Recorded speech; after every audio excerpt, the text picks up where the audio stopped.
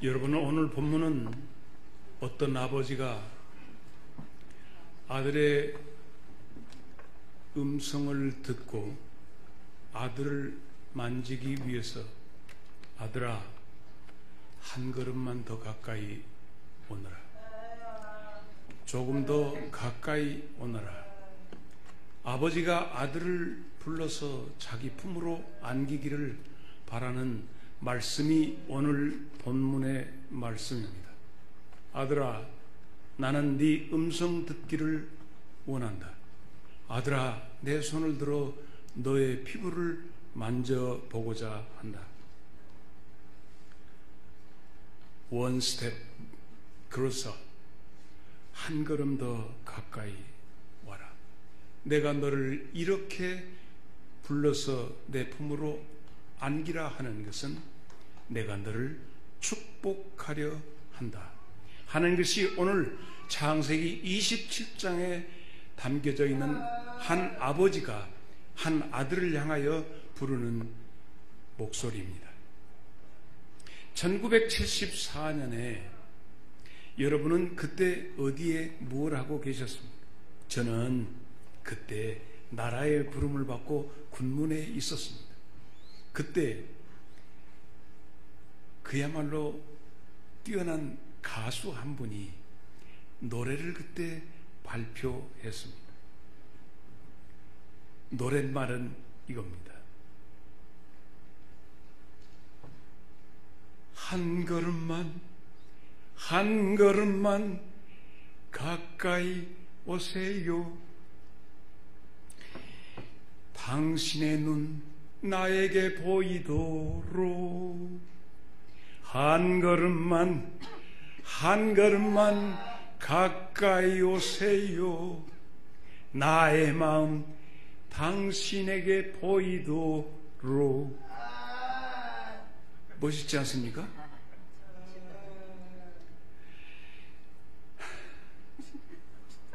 나를 보는 당신의 두 눈에 사랑이 있어요. 타오르는 나의 마음은 어때요? 이대로만 영원히 있어요. 우리 사랑 하늘에 미치도록. 멋있지요? 한 걸음만, 한 걸음만 가까이 오세요. 내가 당신의 눈 좀 볼 수 있도록. 이런 내용.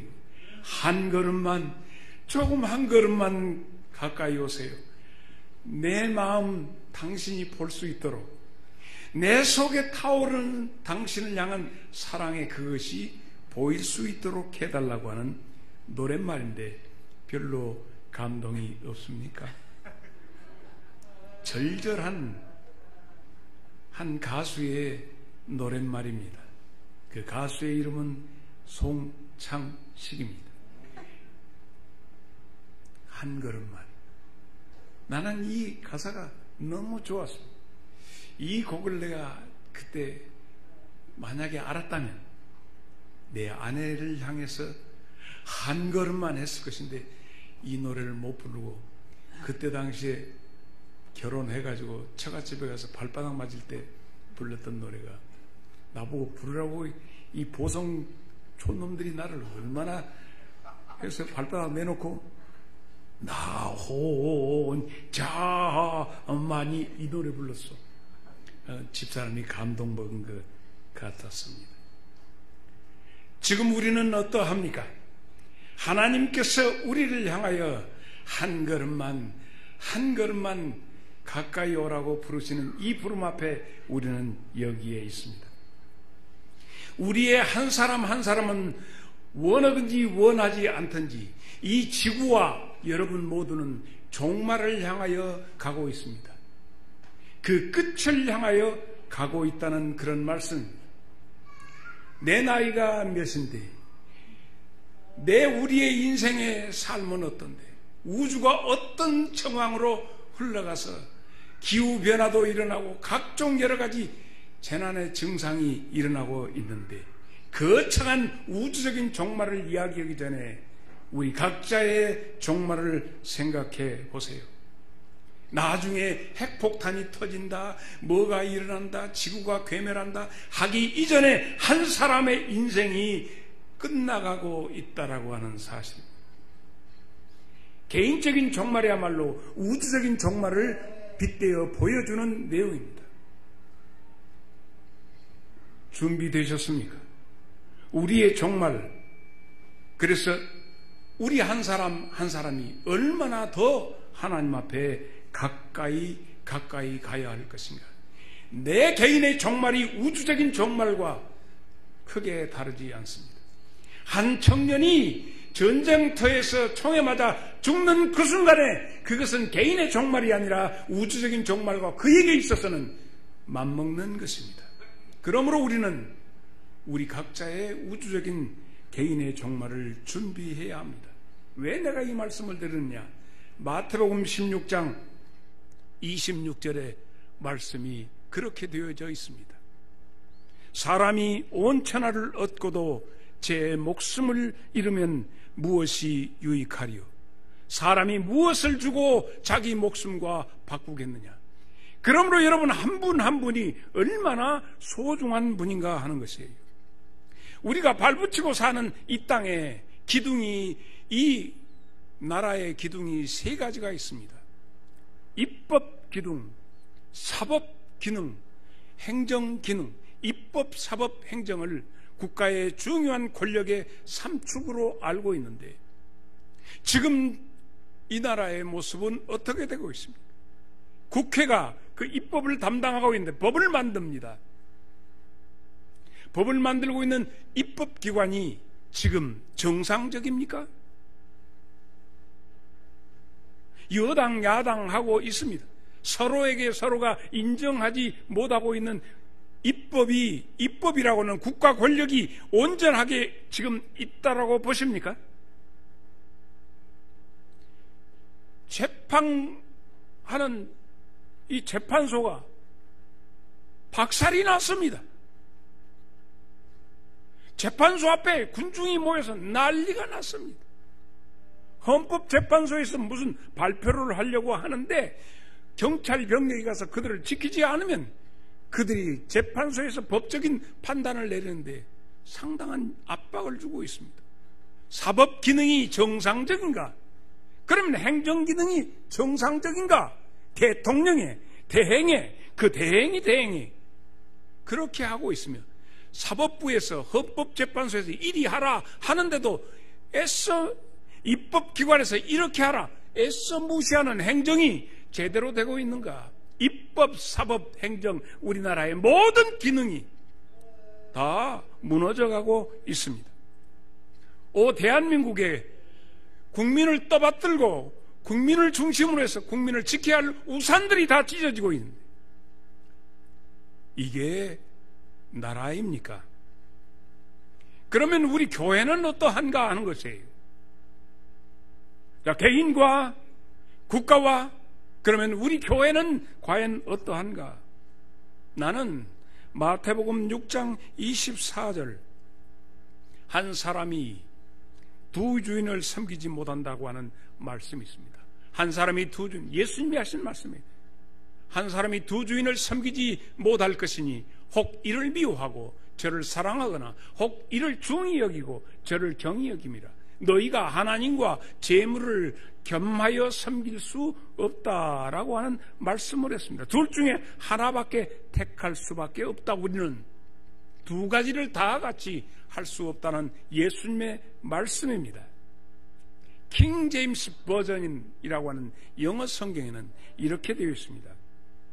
Serve God and Mammon. 맘몬은 재물의 신, 맘모니즘이라는 말을 많이 들어보셨을 겁니다. 교회가 영혼을 살리는 기쁨보다는 교회가 물질을 추구하고 교회에 와서 한 영혼을 살려내는 것이 중요한 것이 아니라 어떻게 하면 돈을 벌 수 있는가 목사님 기도해 주세요. 이것은 맘몬이라고 하는 신을 향하여 돈 벌기를 간구하는 그런 모습이지 않습니까? 한 영혼이 사는 기쁨보다도 돈을 얻는 기쁨 속에 물권, 그래서 교회들이 권력을 추구하고 권력자 앞에 아부하고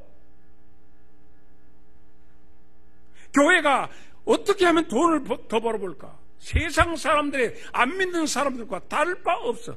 혹자는 얘기합니다. 많은 교회가 예수를 믿지 않는다고. 예수 그리스도께서 우리 한국 교회에 와 보시면 어떻게 보겠는가 하는 거예요. 지도자들이 하나님 앞에 예배할 성도들을 끌고 나가서 길바닥에서 데모하게 하고, 전도사라는 친구들이 가서 헌법에 재판소에 들어가서 파괴를 일삼고, 그들이 모인 집단에 가서 보면 얼마나 심한 쌍욕을 하는 데가, 교인들이 모였다고는 성조기 들고 태극기 들고 있다고 하는 사람들이 얼마나 쌍욕을 해야 되는지 보통 사람들이 가서 아주 지겨워서 아이들이 학교 가는데 그 사람들의 그 하는 짓거리를 보고, 그래서 이사야 6장 5절에 우시야 왕이 죽던 때 이사야가 성전에 들어가서 성전에 하나님의 존엄을 보고 그가 외친 얘기가 있습니다. 화로다 나여 망하게 되었도다. 화로다 나여 망하게 되었도다. 이 국가의 운명과 우리 한국 교회의 많은 교인들의 영혼의 상태를 우리는 어떻게 진단하고 어떻게 말할 수 있겠는가? 그래서 그 끝이 보입니다. 에스겔 7장 6절에 미스바가 에스겔 7장 6절을 띄워주시게. 끝이 왔도다. 끝이 왔도다. 끝이 너에게 왔도다. 볼지어다 그것이 왔도다. 한국교회 미래가 있는가? 이제 이 모든 여러 가지 사건이 끝난 뒤에 한국교회에 대한 정체감, 한국교회여 너는 무엇이냐라고 물었을 때 많은 사람들의 손가락의 대상이 될 것이고 지탄의 대상이 될 것입니다. 참으로 안타까운 비난의 대상이 될 수밖에 없습니다. 이제 우리는 어떻게 해야 할 것인가? 우리 민족이 3.1운동 당시에 3월 1일 3.1운동 때 민족의 아픔과 슬픔을 짊어지고 우리 대한민국의 자존과 정체성을 외쳤던 그것, 대한민국의 시작이 1919년이듯이 어떤 사람은 1948년이라고 하는데 이때의 시작이 대한민국의 시작이었고 그 일에 한국교회의 많은 지도자들이 민족의 슬픔을 함께 짊어졌기 때문에 한국교회는 오늘에 있게 되었던 것입니다. 그런데 지금 광화문 앞에서 길거리 길바닥에서 가르침받고 더럽게 만들고 그 사람이 가고 간 뒤에 쓰레기가 산더미처럼 쌓여있는 일반 국민들이 지나간 자리는 깨끗이 청소되는데 그들이 갔던 자리는 가르침과 담배꽁초와 역사는 분명히 한국 교회에 대해서 그 책임을 엄중하게 물어볼 것입니다. 이 문제에 대해서 우리 산성교회도 많은 한국교회는 대답을 해야 할 것입니다. 야고보서 4장 8절에 성경 말씀이 야고보서 4장 8절에 이런 말씀이 있습니다. 하나님을 가까이 하라. 그리하면 너희를 가까이 하실 것이다. 다 같이 하나님을 가까이 하라. 그리하면 하나님이 너희를 가까이 하실 것이다. 하나님은 오늘 우리를 향해서 한 걸음만 가까이 오라고 우리를 부르십니다. 야고보 사도는 야고보서 4장에 있어지는 이 말씀 속에서 우리를 향해서 그렇게 합니다. 너희의 다툼이, 너희의 쟁투가, 너희의 싸움이 어디서 일어나느냐? 너희가 욕심을 내고 사람을 죽여가면서도 너희가 취하려고 하는 모든 것 절대 가질 수 없다.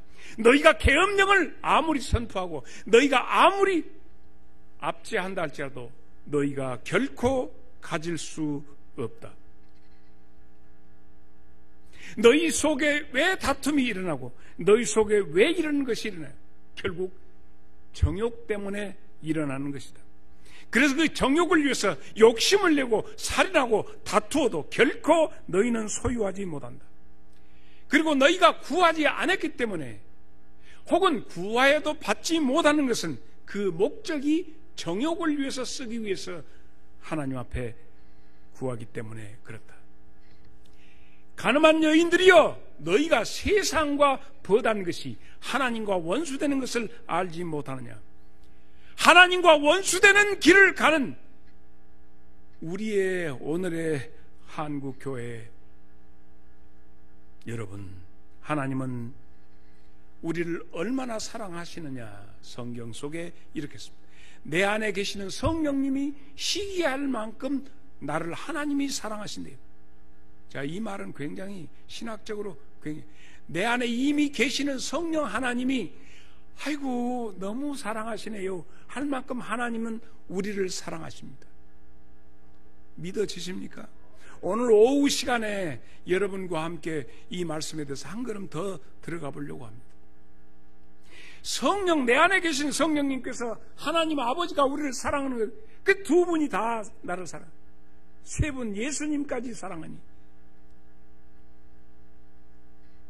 그러면 우리는 어떻게 하나님에게 가까이 다가설 수 있을까요? 그래서 나는 여러분에게 열왕기상 18장 30절을 여러분에게 소개해 드립니다. 엘리야 선지자가 외칩니다. 모든 백성을 향하여 외칩니다. 내게로 가까이 오라. 내게로 가까이 오라. 외쳐서 다 무엇하기 위해요? 가까이 다가섬에 그가 지목한 곳이 있습니다. 무너진 제단을 수축하라. 무너진 제단을 수축하라. 여호와의 제단을 수축하라 하는 얘기입니다. 오늘 우리 산성교회 뿐만 아니라 이 말씀을 듣는 모든 이들에게 주시는 메시지는 여호와의 제단을 수축하라 하는 말씀입니다.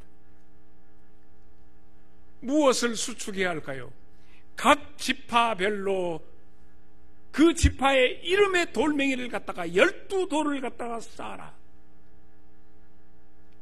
이게 무슨 뜻일까요? 우리가 교회 다 모였으니까 우리 교회를 잘 수축하라는 얘기인가? 천만의 말씀입니다. 여러분의 이름의 가정의 재단에, 여러분 개인의 심령의 재단을 수축해야 하나님께 가까이 가는 것입니다. 12돌 12돌멩이로 하나님의 재단을 세워 나가야 합니다.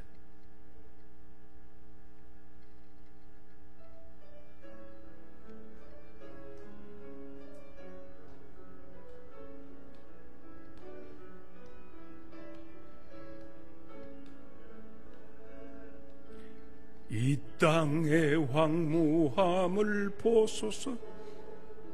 하늘의 하나님, 긍휼을 베푸시는 주여, 우리의 죄악 용서하소서.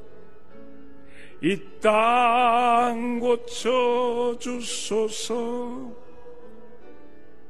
이제 우리 모두 하나 되어 이 땅에 무너진 기초를 다시 쌓을 때 우리의 우상들을 태우실 성령의 불 임하소서. 부흥의 불길 타오르게 하소서. 진리의 말씀 이 땅 새롭게 하소서. 은혜의 강물 흐르게 하소서. 성령의 바람 이 땅 가득, 주의 영광 가득한 새날 주소서. 오 주님 나라 이 땅에 임하소서. 가정재단 쌓아야 합니다. 이 환난 때에 가정재단이 무너져 있으면 어떻게 됩니까? 내 개인 재단 쌓아야 합니다. 여러분 주무시다가 느닷없이 새벽 2시에 일어나집니까? 혹은 3시에 일어나집니까? 왜 이렇게 잠이 안 들지? 육체적으로 진단하십니까? 혹시 하나님께서 여러분을 여러분의 재단으로 부르시는 목소리, 음성으로 들리지 않습니까? 잠을 더 자야 한다고요? 내일 할 일이 많은데 왜 잠을 중간에 깨냐고요? 하나님의 성령께서 여러분을 깨우실 수 있음을 생각해 보지 않습니까? 오밤중에 여러분만 깨우신 줄 아십니까? 사무엘상 3장 10절에 하나님께서 잠들어 있는 사무엘을 깨우십니다. 사무엘아, 사무엘아. 3번 연속 깨서 목사님이 부른 줄 알고 목사님에게 갔습니다. 엘리에게 갔습니다. 아니다. 이건 하나님이 너를 부르시는 것이니 그 자리에서 바로 엎드려서 종이 듣겠습니다. 말씀하옵소서 하라. 사무엘만 불면증이 있는 것이 아니라 오늘 이 시대를 사는 나와 여러분에게 있어서 잠을 재우지 않으시면 그 시간에 제단 앞으로 여러분을 부르시는 소리인 것입니다. 문득문득 일하다가도 말씀이 생각날 수 있습니다. 문득문득 일하다가도 그 누군가가 떠오를 수 있습니다. 그것은 여러분을 제단으로, 기도의 제단으로 콜링하시는 주의 음성으로 이해해야 합니다. 내 입술에 느닷없이 찬양이 터져나올 때 그 찬양이 나의 입술의 모든 말과 나의 마음의 묵상이 주께 연락되기를 바라며 주 앞에 올려드려 보십시오. 여러분의 기도와 찬양 혹은 탄식이 내 속에서 일어날 수 있습니다. 손은 일하면서도 껌을 씹습니다. 뭐라고요? 손은 일하면서도 뭘? 껌 씹어요. 왜냐하면 손은 위가 4개가 있습니다. 속 위가 4개 있습니다. 이건 학강문학교 나온 사람들은 다 압니다만 낭무빈학교도 알 수 있습니다. 맨 먼저 이제 좀 우리가 알기 쉽게 첫째는 소 양이 있습니다. 일단 풀 집어먹으면 그 속으로 들어갑니다. 양이 있고 그 다음에가 벌집 양이 있습니다.